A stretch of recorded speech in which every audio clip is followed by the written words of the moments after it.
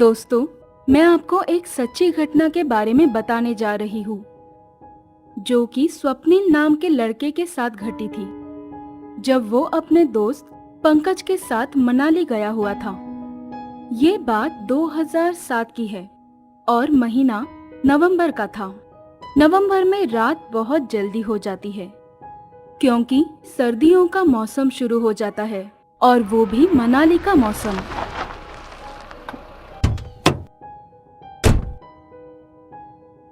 स्वप्निल पंकज के साथ एक होटल में रुका हुआ था, और वो भी कमरा नंबर 707 में। लेकिन उसे बिल्कुल भी पता नहीं था कि ये कमरा नहीं बल्कि एक भूतिया कमरा है, क्योंकि इसमें जो भी रहता है उसकी मौत हो जाती है।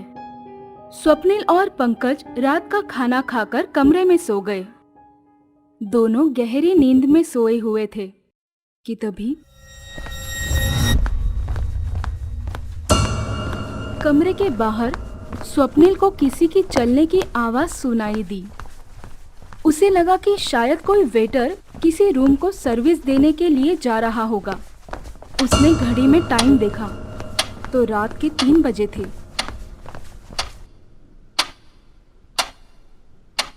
स्वप्निल ने सोचा कि इतनी रात में कौन हो सकता है। उसने अपने दोस्त पंकज को उठाने की कोशिश की, लेकिन वो शराब पीकर सोया हुआ था। वो नहीं उठा। उतने में बिजली चली गई। फिर स्वप्निल ने दरवाजा खोल के देखा तो गलियारे में कोई नहीं था।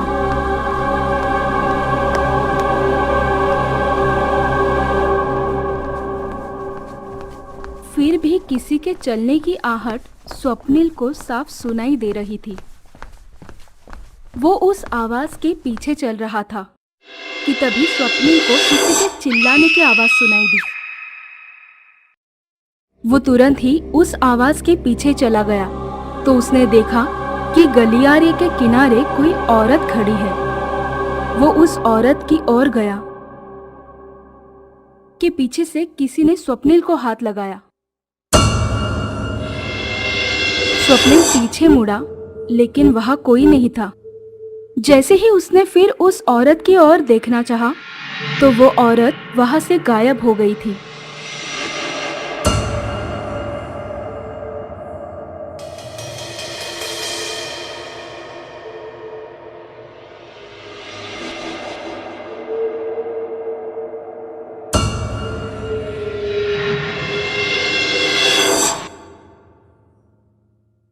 स्वप्निल ने तुरंत ही रूम में जाकर पंकज के ऊपर पानी डाला और उसे जगाया और बोला, अपना सामान बांधो, हम यहाँ से जा रहे हैं। मैं तुम्हें सब गाड़ी में बताता हूँ। स्वप्निल सामान गाड़ी में रखने चला गया और पंकज रिसेप्शन पे पेमेंट करने चला गया।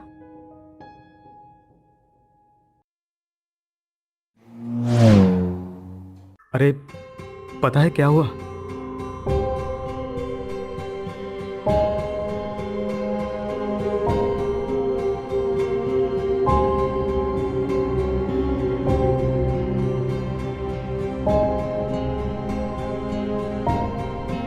और इस तरह स्वप्निल ने अपने साथ जो भी हुआ वो पंकज को बता दिया।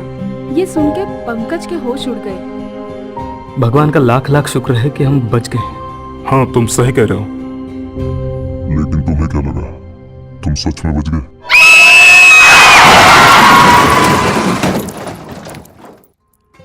सुनने में आया है कि होटल के उस कमरे में एक औरत ने अपनी जान दी थी, और वो औरत मैं हूँ।